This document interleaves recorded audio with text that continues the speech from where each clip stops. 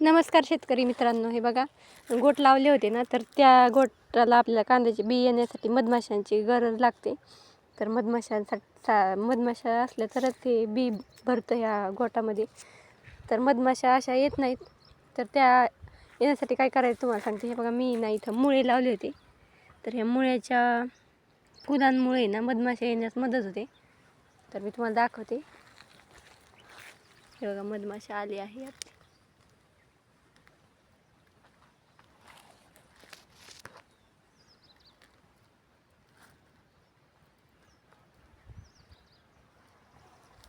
तर ह्या डिंगऱ्या आहेत ना, ह्याच्यामुळे मधमाशा यायला मदत होते.